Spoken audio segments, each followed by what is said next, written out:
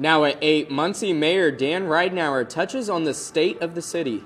Indiana Lieutenant Governor Suzanne Crouch kicked off Disability Awareness Month right here in Muncie. A father in Muncie continues a nearly decade-long search for his daughter and granddaughter. And our sports team is at the NFL Combine right now. We'll check in with them in just a little bit. For now, get the coffee ready and those eyes open up those eyes. You're waking up with Cardinal weather. From Ball State Unified Media, you're waking up with Cardinal weather, live from the Ball State Weather Center.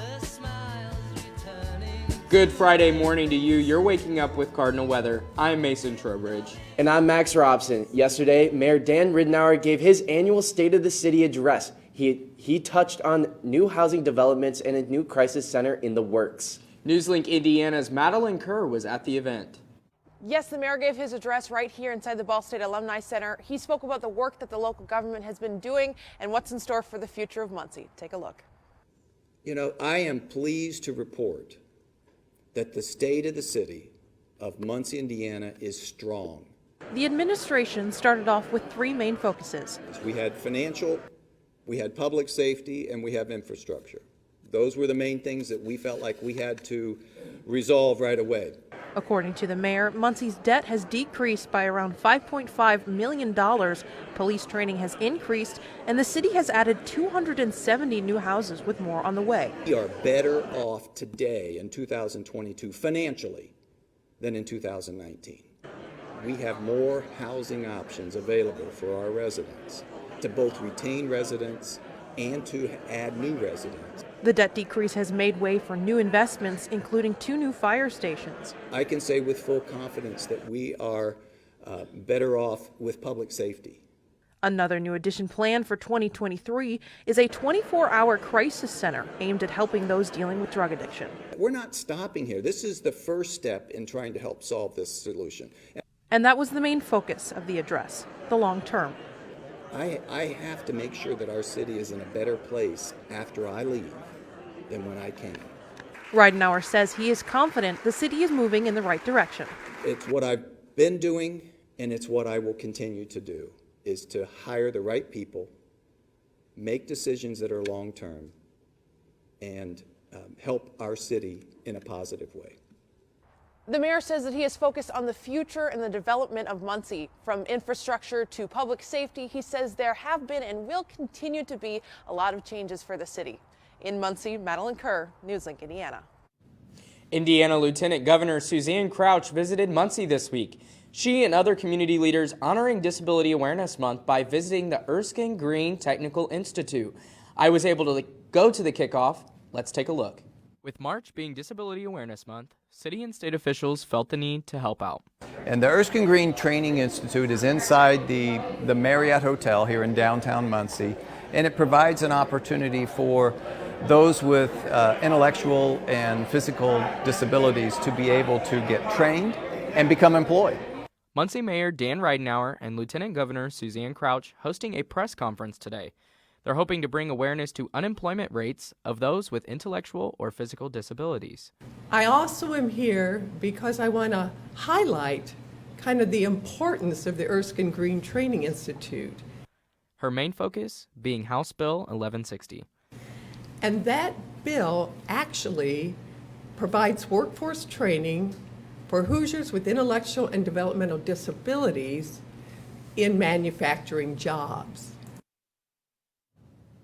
Christie Woods is a 17-acre outdoor teaching laboratory that has more to offer than just their walking trails. They recently installed cameras in the woods and saw that there are 2 new little friends that need some names. Newslink Indiana's Anna Drake spoke to students about possible names for the 2 foxes. Something food related. Something food related? Like tamale or sesame seed or something. Sesame seed? If I could name the fox, I would have to go with Mason because, you know, it's right next to Ball State and Mason jars. The names will be announced on the Ball State Instagram page. Now, honestly, I think the names Mason and Max would be perfect for these foxes. I think they'd be absolutely perfect. That lady had it 100% correct. Oh, absolutely. But those chilly temperatures have started to come our way. We've got some rain in the forecast. Let's give it over to Hunter and see what we have for our local weather. Yeah, no, those foxes are not going to enjoy today's weather here. But let's take a look into those current temperatures here. We got 40 degrees in Muncie, 35 degrees in Fort Wayne, where there is some potential snow that's mixing up north of us. 40 degrees in Indianapolis, and further south you go in Bloomington, it is 41 degrees. But let's look at this current watches and warnings. For the majority of the state, we are under a flood watch from now until 10 p.m. And then we have a wind watch as well that will continue throughout the day due to those strong wind gusts up to 50 miles per hour. And then up further north, you got winter storm warnings and winter weather advisories due to, on the end of the system, having some snow mixing in on those. But looking to that current radar, though, you can see that we are now going to develop some heavier rain that started coming into our area. And again, I mentioned we have those snow that's mixing in up in our northern viewing area. But again, those heavier bands will start making its way north through the majority of the day. So again, when you're heading out the door, grab that umbrella and rain jacket. But what do I have in store? Well, again, we have those heavy rain that's going to be developing from now for the majority of the day into your evening. And our main threat is those wind gusts within those pockets and those cells. And that flooding, we could get up to a half an inch per hour. So in Muncie area, we could have up to 3 inches. So I'll have all that in my full forecast. The 95th Oscar Academy Award ceremony is less than 10 days away. One short documentary called Stranger at the Gate, produced right here in Muncie, was nominated. Newslink Indiana's Tara Konitsky tells us more. McKinney spent 25 years in the U.S. Marine Corps, much of it fighting and killing Muslims. He returned to Indiana with severe PTSD and Islamophobia. He decides that the best thing he can do for his country is to blow up the local mosque in Muncie. After scoping out his target, he met with Bibi and Sabir Barami, who welcomed him with a hug and open hearts to the Stranger at the Gate. That changed everything for Mac. How thankful I am to Bibi, her family, and the Muslim community in Muncie. Because without them, we would definitely be having a different conversation right now. In January, the Stranger at the Gate crew found out something they never expected. And Stranger at the Gate. Whoa, you did it! Oh my God. A 2023 Oscar nomination for Best Short Documentary. Now the final step is whether we win the Oscar or not, which is the top 1 out of 5. Since the film's debut, they have reached hundreds of thousands of people.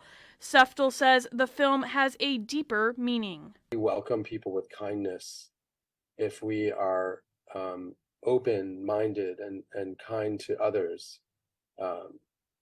Great things can happen. And, you know, Bibi Barami, who's the hero of this film in many ways. McKinney is now an inspirational speaker, hoping others will be inspired by his story. It's about the message of learning that even though we're different, in a lot of ways we're the same. And love will conquer all, period. Well, just ahead, the search for answers continues for one Muncie father. And find out why Eli Lilly is making major price cuts for insulin. That's after your weather now.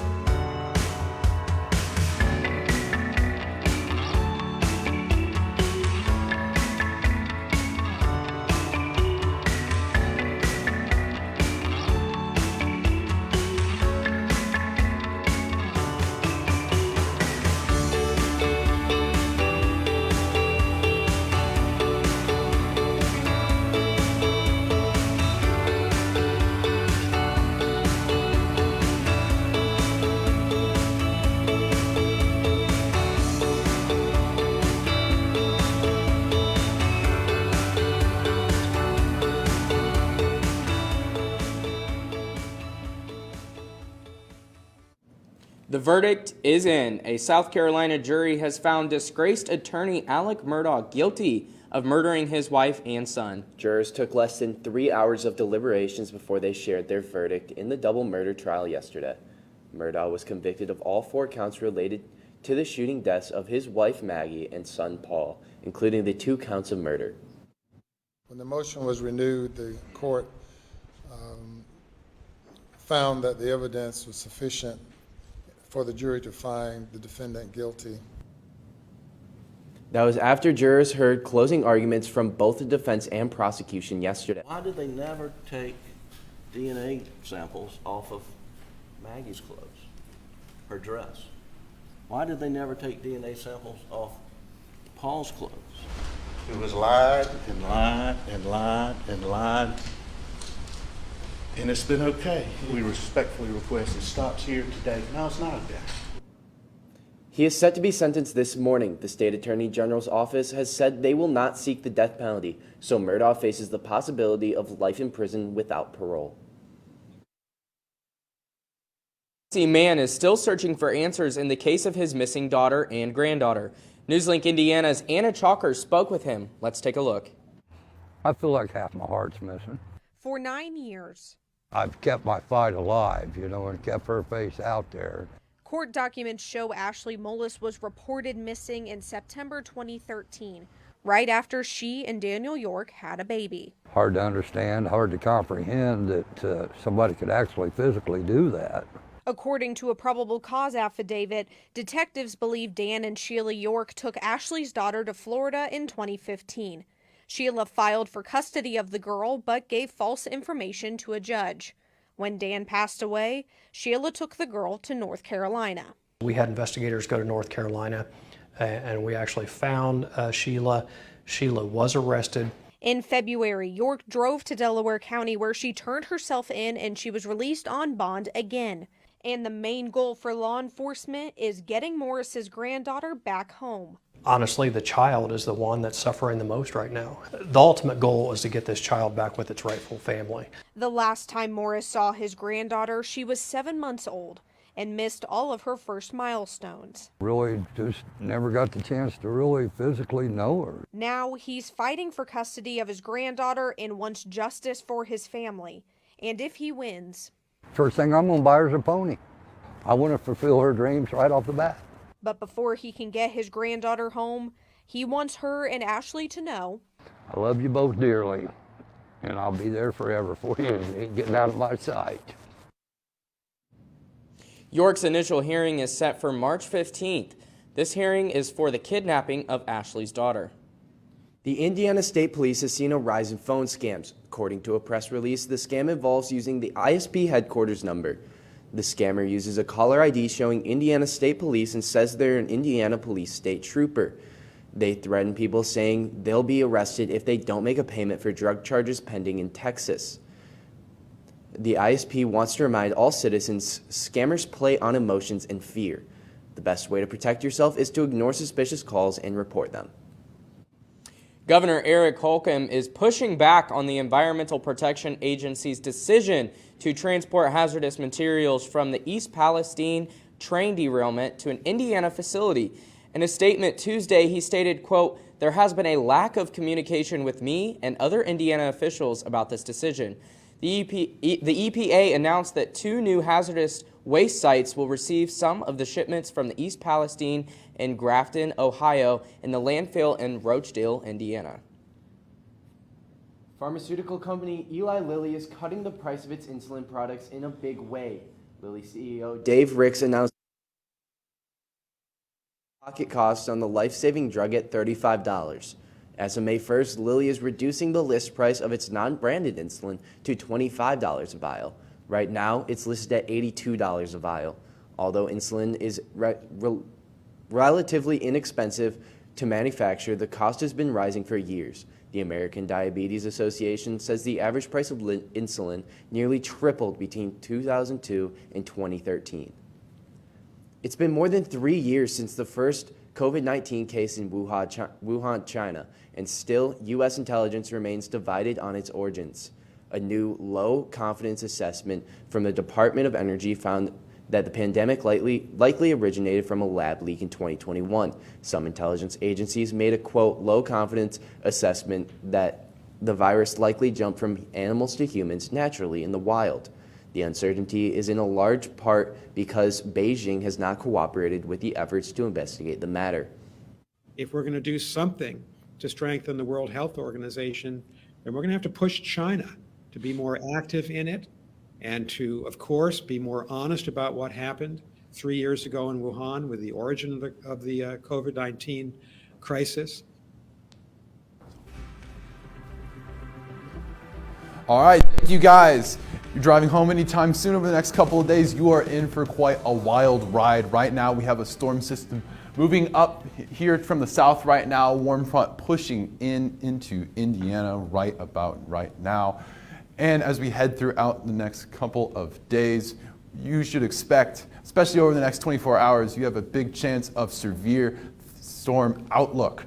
Right here, focused around the Tennessee and Kentucky area, you are having a moderate chance of severe storms. And as you head out in all directions from that area, it will be decreasing chances of severe storms. You should be very careful if you are heading home anytime soon, especially if you are heading up to the main region. Right now, up in Vermont and northern Massachusetts, you are looking at a severe winter storm warning. In the surrounding area, you will be seeing an advisory as well. And as we head back towards the Midwest, you will be looking at a severe chance of thunderstorms towards the Kentucky and Tennessee area. If you head up north towards Muncie and Cincinnati, you will see that we are under a flood advisory at the moment. As you head throughout the day, any parts of southern Indiana, be very careful once again. And as we head out towards the west, you can see out in California, we have been continuing experiencing some very strange occurrences, and by that I mean snow. Severe winter storm outlook towards northern California. Up as you head north, you will still experience an advisory. And as we head into the national currents right now, right here in Muncie, looking at about 40, 22 in Minneapolis, and because we have that warm front pushing the storms towards us right now, 62 in Atlanta, and you should expect very similar temperatures throughout today, 55 in Cincinnati, 36 up in Minneapolis, 76 down in Pentecostla if you are heading towards the south anytime soon. National outlook, we're looking at below average temperatures up towards the Montana region, and over the next couple of days you should expect decreasing temperatures, but don't get too excited. Back to you guys at the desk. Thank you, Ian. In just a moment, we'll hear from our sports team at the NFL Combine. And we'll take a look at our weather here in Muncie. That's after Your Weather Now.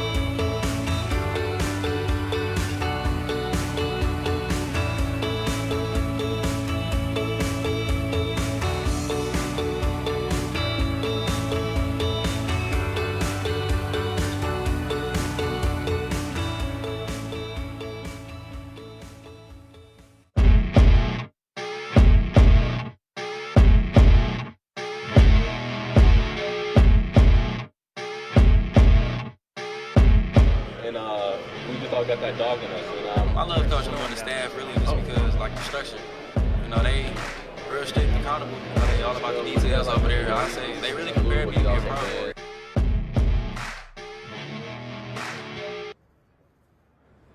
Yeah, you heard it first from Joey Porter himself that they all kind of have that dog in them, which kind of describes everyone here at the 2023 NFL Combine. Joined by John Kleemeyer, I'm Zach Greer. And John, it's been an amazing day so far. It's day 2 of the NFL Combine. And what was kind of like the experience like yesterday going up with all the DBs? The experience was great. Obviously, this is the first step for all the future NFL players to, get their chance to show off their skills. It's their first opportunity. It's their first steps. It's their first opportunity. And I think it's really special that all of these men get to experience that. And the DBs were great. Obviously, we saw Joey Porter Jr., Nick Jones from Ball State, Keely Ringo, just a great group. So, yeah, I think it's going to be another good day today. And we've got a lot of amazing talent going on today. Quarterbacks, tight ends, wide receivers, which what we're going to do right now is we're going to step out of frame for you just so that we can kind of give you a glimpse of what's going on here at the NFL Combine. We currently have the 8:20 group right now. We had the 8 o'clock group just moments ago with players like Bryce Young and Jackson Smith and Jigba. So it's been an amazing group so far. And just now we have players like CJ Stroud going back in to the 8:20 group. And you see Anthony Richardson right there, who will be on screen at 8:40, which kind of reminds me of the Indianapolis Colts. They got the 4th overall pick, and there are 4 amazing quarterbacks that they could take possibly with that pick. Yeah, you mentioned Anthony Richardson, Bryce Young, CJ Stroud, Will Levis. They all have their different skill sets. Obviously, it's going to be a hard choice for the Colts. I feel like they obviously have the 4th pick, but that might change as we get closer to draft day, as you mentioned, April 27th. So it's a great opportunity for the whole city of Indianapolis and just to be held here, and obviously the implications that go along with that. And each one of the draft prospects all have their unique skill set. I mean, Bryce Young is an absolute winner at Alabama. You got CJ Stroud, which is an amazing pocket presence guy at Ohio State. And then you got Anthony Richardson, who the do-it-all quarterback from Florida. And then you also have Will Levis, the big arm talent from Kentucky. Everybody wants to find their own Josh Allen. Everybody wants to try to find their own Patrick Mahomes.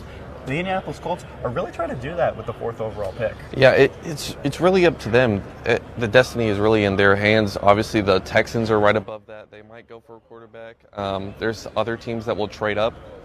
Obviously, that some teams people are thinking about are like the Panthers, Raiders, obviously all looking for a quarterback. So it's very interesting the spot we're in, but also want to talk about how it's not just the quarterback stay here, even though that's like the big thing. Wide receivers, they can show off their talent as well. So I think it's really important. We've got several hours more of wide receivers, tight ends, and quarterbacks that are all going to be on display here in the 2023 NFL Combine. The Indianapolis Colts have the 4th overall pick and 4 quarterbacks that are possibly at selection. But live here in the 2023 NFL Combine with John Kleemeyer, I'm Zach Greer. Back to you guys at the desk. Thank you, Zach and John. Coming up, meet this week's adorable Adopt-A-Paw. And how Stranger Things will continue even after the 5th and final season. Well, good evening. Thank you, guys. Good morning, actually. Looking at those current temperatures here, it is 40 degrees in Muncie, again, 35 in Fort Wayne, and further south you go in Bloomington, it is 41 degrees. But we still have the potential of those mixing of the snow and rain in our northern part and Ohio viewing areas. But looking into those watches and warnings here, we got those flood watches and wind advisories in effect for our area due to a significant amount of rain that we'll have for the majority of the day, with those cells also having those wind gusts potentially reaching about 50 miles per hour. And then in our viewing area farther north, I know Marion will be getting some snow later this evening due to being on the colder side of the system here. But looking into that current radar, though, you can see earlier we had those light rainfall, but now we have some heavier bursts that are happening in Anderson and further south that will continue to move north into Muncie area for your morning rush. Now, looking at that precision cast here, I mentioned it's going to be an all-day rain here. You really don't want to be outside because of those wind gusts and those heavy rain. Like, for example, those red pockets there, that is saying that we are having a heavy burst of rain. So we could also have reduced visibility as well with those winds and those heavy pockets. And again, this is going to continue throughout the majority of the day. And unfortunately, yes, that is snow on the radar here. So not something that we want to see when we have those great temperatures earlier in the week, but we will see a gradual clearing throughout the evening. But looking at today's forecast, though, again, I mentioned it's an all-day rain event we will be struggling to get into the upper 50s, but we can't rule that out though, so we're going to end the day around 51 degrees. But looking into tonight though, we have that rain and snow mix that I mentioned, a low of 34 degrees, winds 15 to 20 miles per hour from the north-northwest. But looking into the weekend forecast, we are gradually getting into nicer conditions here with partly sunny skies, 49 degrees, and of course Sunday, definitely a good increase in temperatures being 56 degrees, 5 to 10 miles per hour. Now looking into that 7-day forecast here, we have those thunderstorms and heavier bursts of rain throughout the day. Cooler temperatures going into your Saturday, but look at that warm up here. We are going into the 60s, potentially reaching into the 70s for your spring break. So we are looking at some pretty great conditions throughout your spring break here.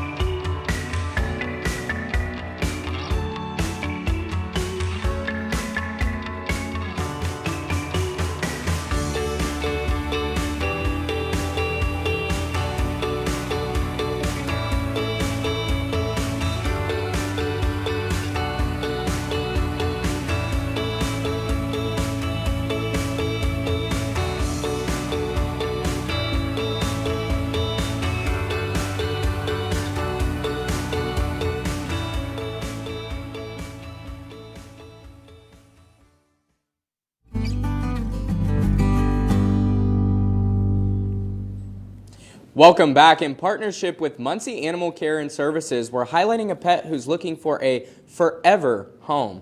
That's right, and this morning we meet a dog who proves you can be playful yet very laid back.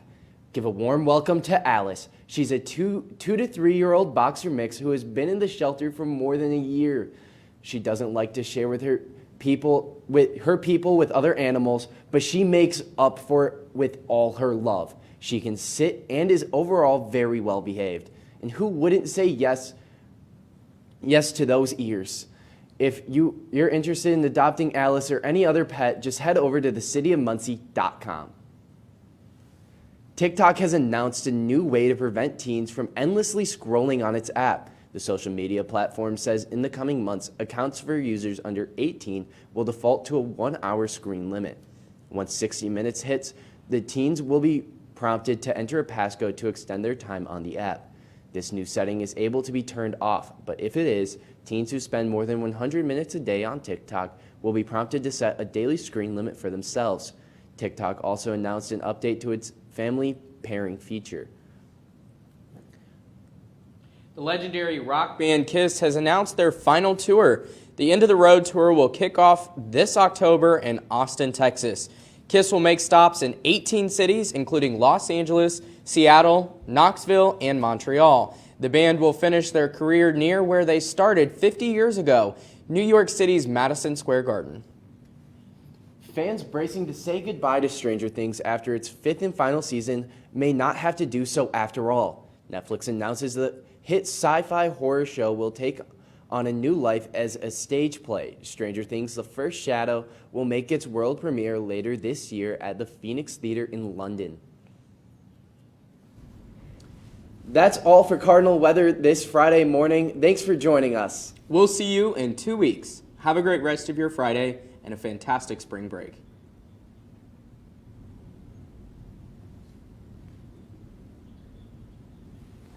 Well, also looking into your 7-day forecast here, we have those rain chances throughout most of the day, in which will clear this evening with a potential chance of the snow mixing. And we'll also have a gradual increase in warmer temperatures here. But again, y'all have a great spring break. Thanks for joining us with Cardinal Weather.